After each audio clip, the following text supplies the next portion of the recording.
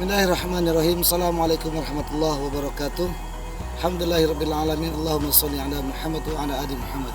Alhamdulillah, saya sekarang berada di lokasi perkebunan atau lokasi workshop Pertabenindo Persatuan Talas Bening Indonesia yang persisnya di Kelurahan Sari Bunga Mas, Kabupaten Lahat, Kelurahan Pagaragung, Kabupaten Lahat, Provinsi Sumatera Selatan.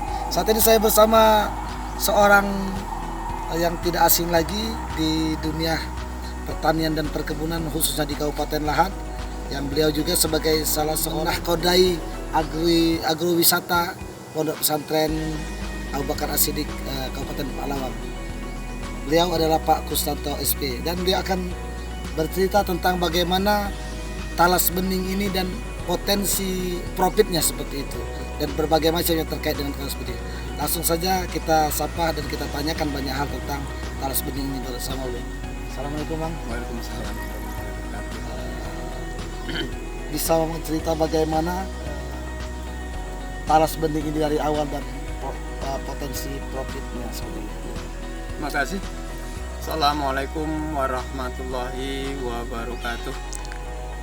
Umat Islam khususnya yang berada di Kabupaten Patlawang, Kabupaten Lahat, Morenin dan sekitarnya, selamat datang di kawasan workshop perkebunan talas bening Dewan Pimpinan Daerah Pertabenindo Persatuan Talas Bening Indonesia untuk Provinsi Sumatera Selatan. Workshop ini dikondisikan bagaimana kita nantinya akan menjamin sektor hulu sampai dengan sektor hilir, khususnya untuk talas bening, di mana sektor hulunya kami sebagai pembina pengawal baik teknologi maupun birokrasinya talas bening di Sumatera Selatan. Ini kita menyiapkan yang dari sektor hulunya adalah penyiapan bibit, itu yang saat ini kita sudah menyiapkan bibit kurang lebih sekitar 250 Iya. ribu bibit. Iya, 250 ribu bibit, dan insya Allah ini akan keluar sertifikasinya sebagai pemurnian talas bening di Sumatera Selatan. Mengingat untuk menjaga mutu dan kualitas bibit asli ini perlu dikawal sertifikasinya, sehingga satu-satunya yang saat ini sudah melakukan pemurnian talas bening di Indonesia ini baru ada di Sumatera Selatan, di luar daripada Provinsi Banten, khususnya di Kabupaten Pandeglang. Nah, kami sampaikan bahwa workshop ini kami menyiapkan sebagai penanggung jawab di Provinsi Sumatera Selatan, baik payung hukum maupun jaminan pasarnya. DPD Pertabenindo Sumatera Selatan kebetulan saat ini dan sementara ini diamanahkan kepada saya. Untuk itu khusus untuk Kabupaten Palawang, kemudian Kabupaten Lahat, Morenin dan sekitarnya, ini wilayah yang terdekat kami yang harus kami bina dahulu, sehingga merambahnya nanti ke kabupaten lain lambat laun akan nanti sampai ke sana. Baiklah, saya sampaikan mengenai budidaya talas bening, kemudian jaminan ekspornya, jaminan pasarnya, kemudian bagaimana cara mengolahnya, terus bagaimana pendistribusian baik bibit ke petani, kemudian panennya petani untuk dipasarkan di workshop kita ini. Yang pertama kita menyiapkan bibit, kemudian setelah itu kita menyiapkan lahan ini. Untuk diketahui tanaman ini baru berumur 1,5 bulan. Ya, baru 1,5 bulan. Dengan jarak tanam kita pakai 1 kali 1. 1 kali 1. 1 kali 1 hingga populasi sesungguhnya adalah 10.000 batang per hektar, namun dengan pengurangan lorong dan pengurangan jalan hingga kita pastikan 1 hektar itu berjumlah 8.000. 8.000 batang. 8.000 batang. Bibit yang kita pakai ada 3 macam. Yang pertama adalah bibit anakan, kemudian bibit mahkota. Kalau bibit mahkotanya itu adalah potongan daripada umbi. Kemudian mata tunas dari rimpang ataupun bonggol umbi. Itu 3-tiganya bisa dipakai bibit. Nah, jarak di 1 dengan kita kondisikan hanya 8.000 batang populasinya, berharap dalam putaran mekanisme pertumbuhannya dihubungkan dengan sektor pasarnya. Yang pertama, talas bening ini ditanam dengan anakan, kemudian pada umur 4 bulan dia sudah menghasilkan panen daun. 4 bulan mulai panen daun dengan cara meninggalkan 2 helai daun ini nanti. Kemudian yang pelepah daun yang lain akan kita panen. Jadi tekniknya nanti sangat mudah. Itu kita panen nanti di rumputnya sini. Nanti kita praktekkan yang sudah siap panen. Kemudian petani memanen, menghindari jangan sampai terjadi basah seperti ini. Nah, nanti nunggu kering, ini sudah bisa dipanen. Nah, untuk panenan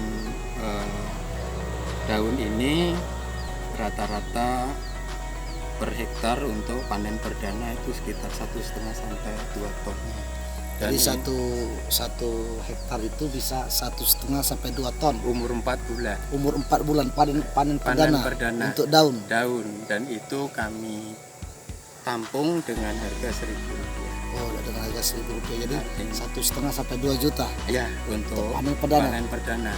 Kemudian panen kedua umur 5 bulan itu rata-rata 2 ton sampai 2,5 ton. Masya Allah. Jadi 2 ton sampai 2,5 ton untuk panen kedua, yaitu bulan kelima. Artinya setiap bulan itu akan terjadi peningkatan. Karena sesuai dengan pertumbuhan, daunnya lebih lebar, kemudian dia lebih berat.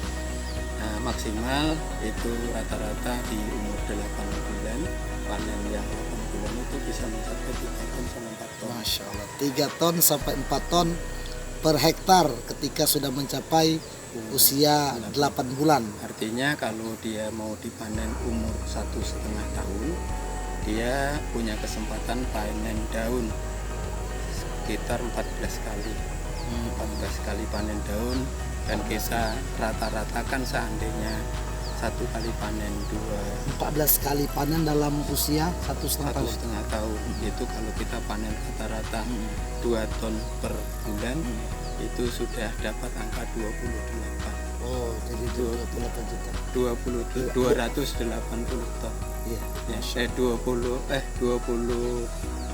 Ya, 28 ton ya. Iya.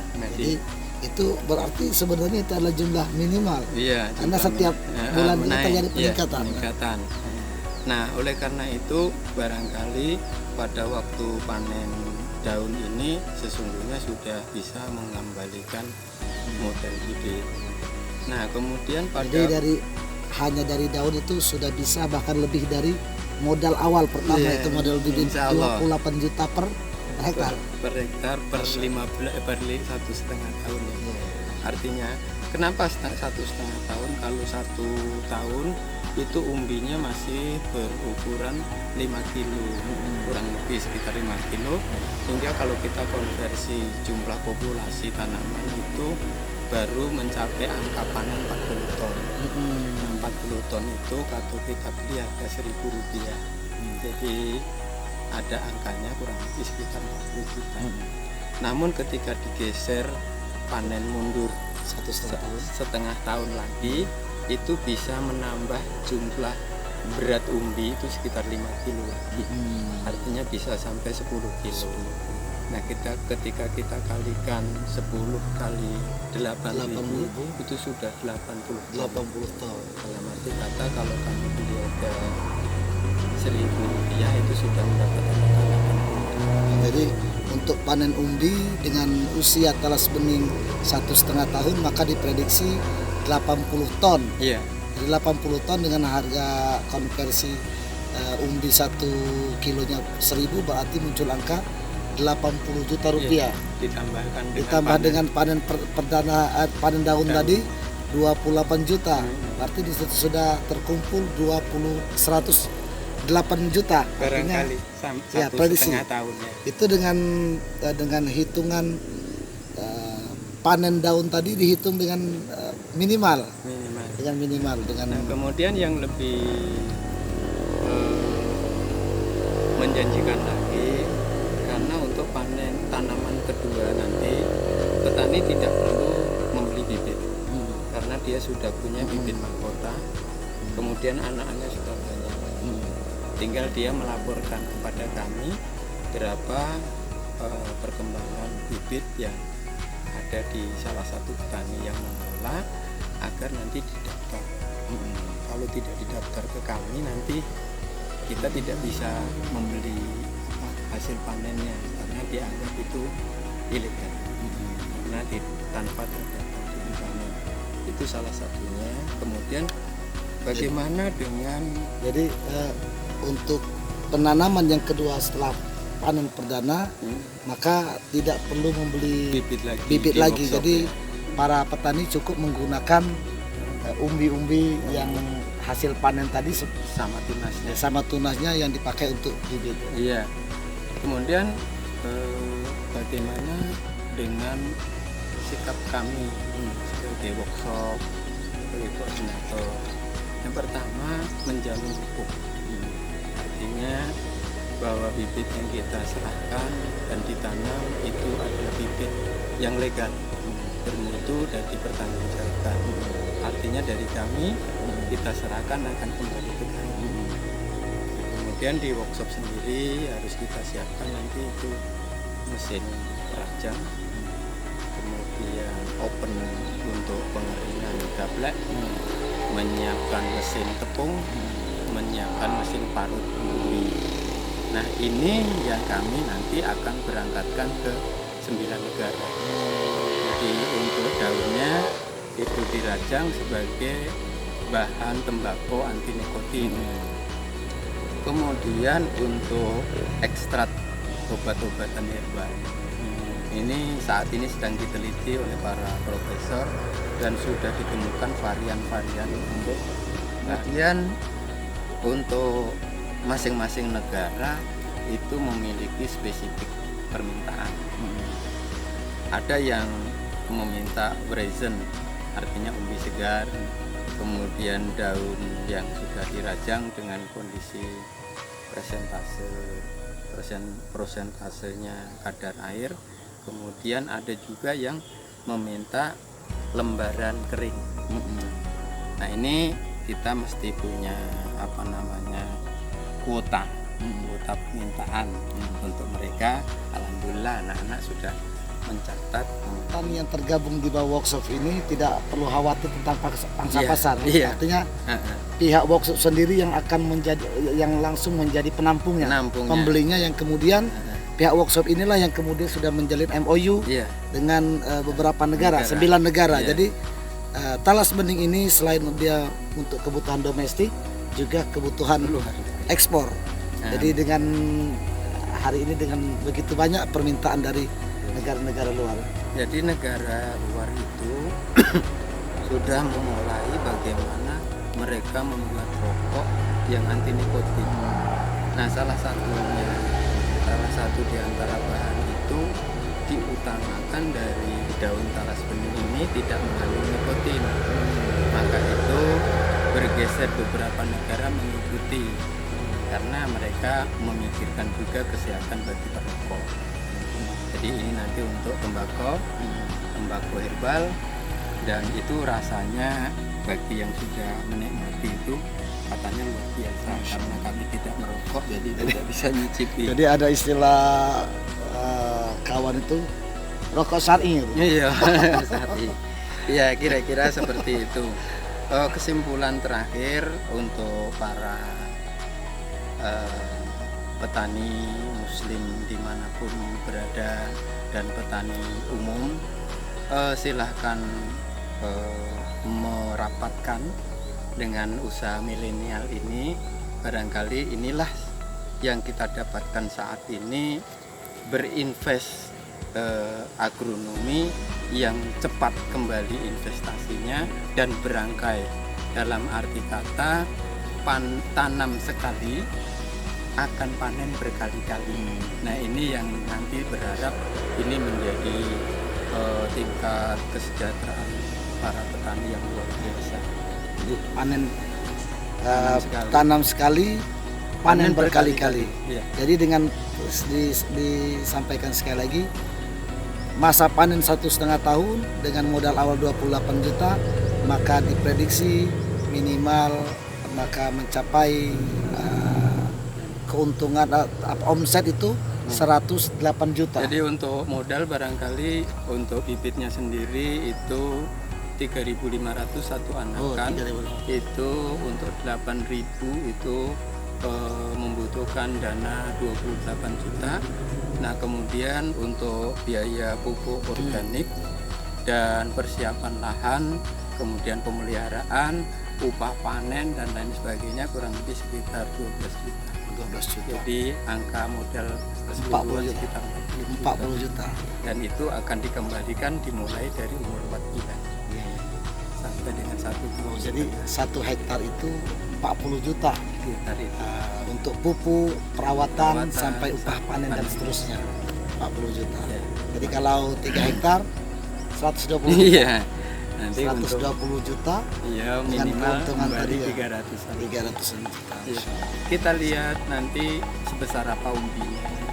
Terus bagaimana cara panennya nanti di area yang satunya itu. Ya. Baik, mungkin kita pindah lokasi, yaitu kita lihat bagaimana besaran umbi ketika dia berusia berapa tahun sih? Sudah sampai ada yang 3 bulan, ada 1 tahun, ada yang 2 tahun setengah. Ya.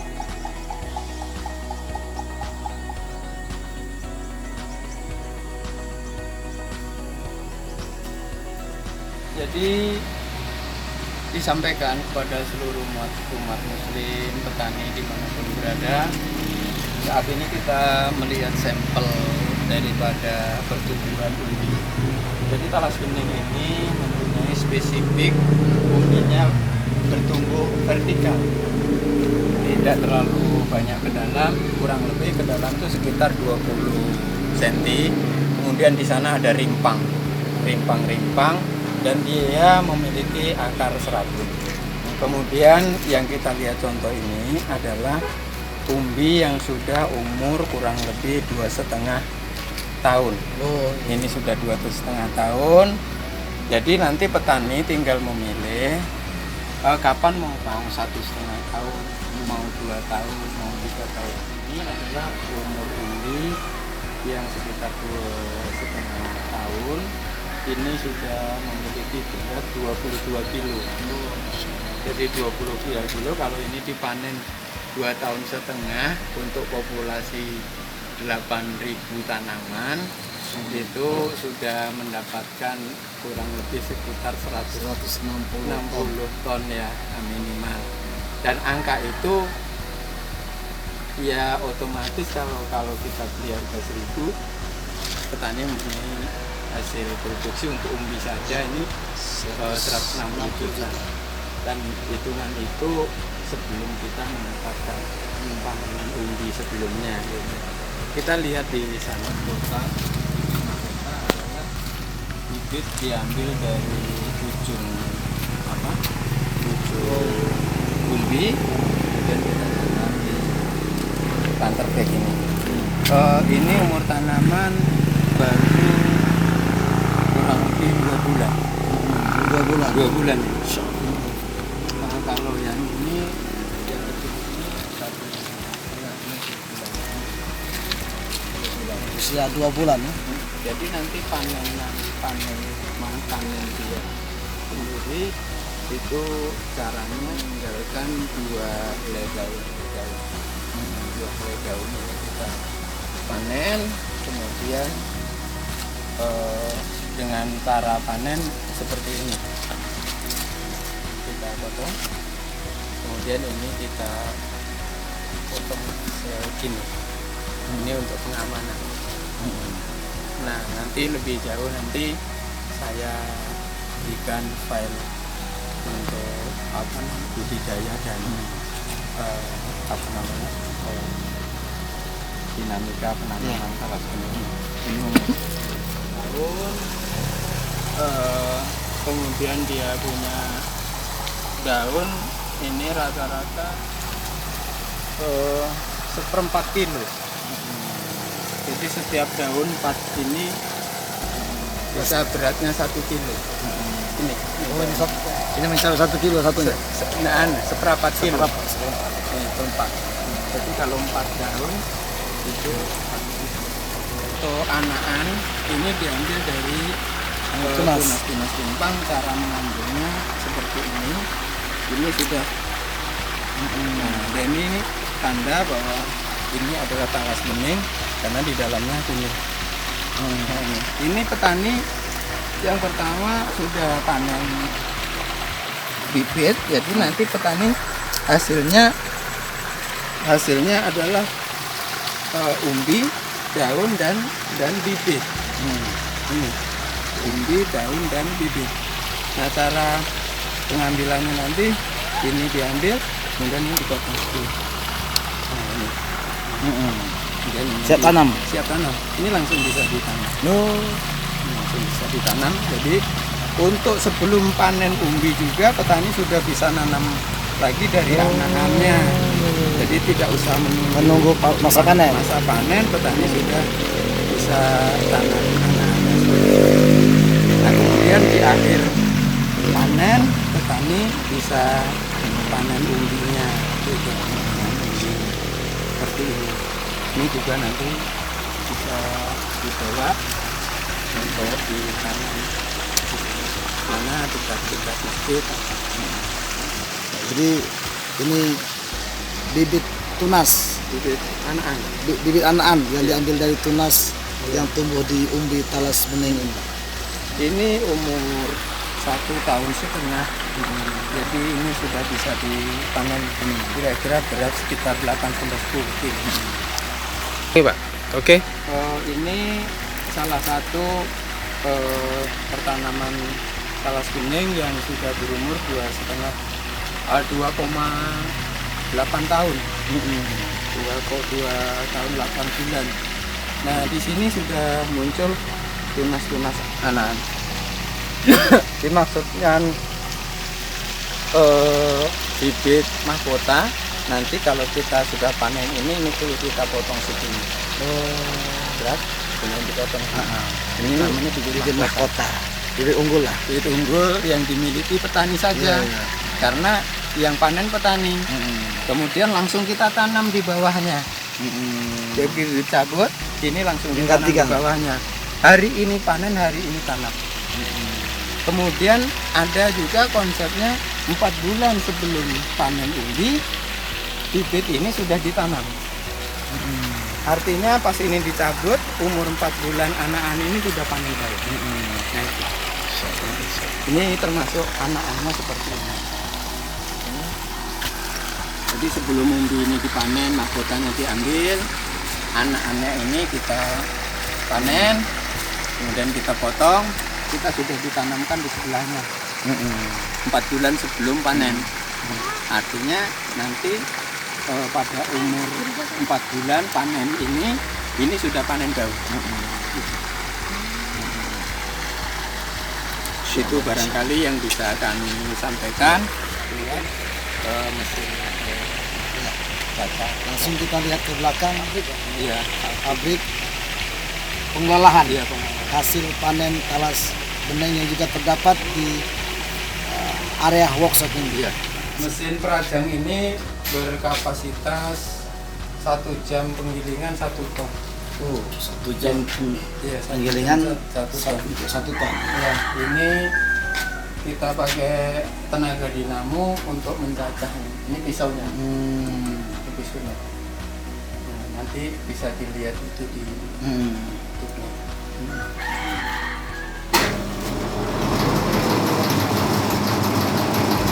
Ini akan memotong sesuai dengan spek 1 jam 1 ton. 1 jam 1 ton dengan ketebalan potongan yang sudah ditentukan di negara penerima. Standar. Ya, ada di sini. Dan hasilnya seperti ini.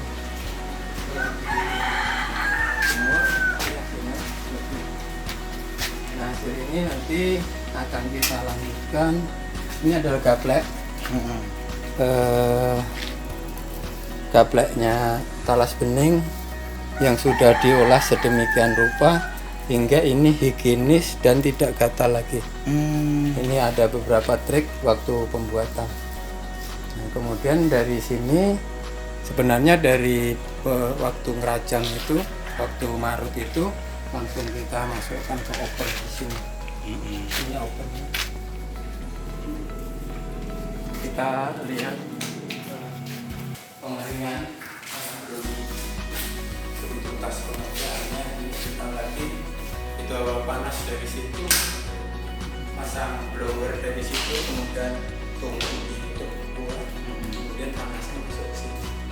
Ini kapasitas kurang lebih 1 ton gaplek untuk kaum muslimin dimanapun berada, seluruh petani pecinta talas bening di Indonesia, di workshop DPD Pertabenindo yang ada di Sumatera Selatan, tepatnya berkantor di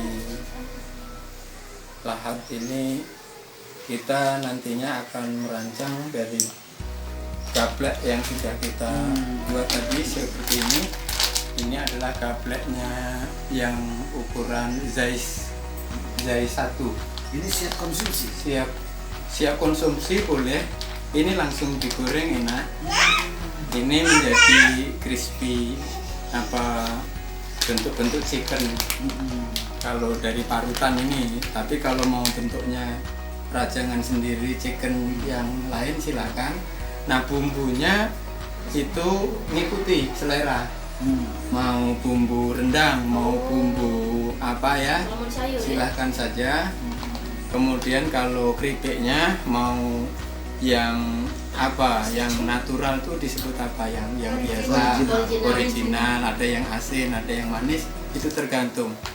Dan alhamdulillah usul puji syukur ya, nantinya bagi yang pecinta kuliner, ini sebagai bahan utama untuk pembuatan bolu, brownies, es krim, kemudian mie instan. Dan di Turki dan di Belgia ini salah satu bahan tepung yang sangat mahal di sana, karena ini untuk produk martabaknya yang di sana itu rasa martabaknya beda. Nah, ini yang di luar negeri. Nah, kemudian dari tepung ini kita akan cetak menjadi beras talas bening. Beras talas bening ini mempunyai kandungan gula yang sangat rendah. Jadi ini khusus bisa untuk konsumsi yang kena penyakit diabetes, dan rasanya enak. Rasanya enak, pulen dan gurih. Ada manis-manisnya tapi bukan kandungan yang glukosa ya.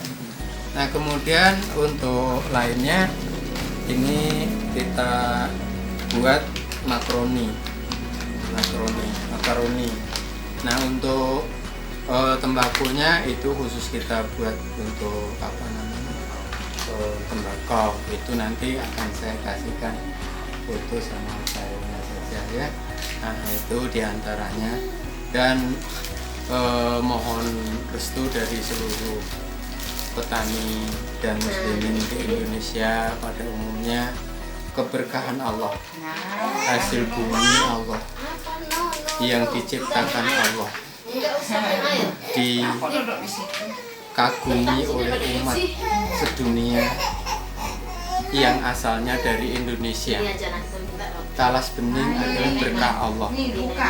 Di antaranya daripada budidaya agronomi yang investnya cepat kembali, ini satu-satunya adalah talas bening.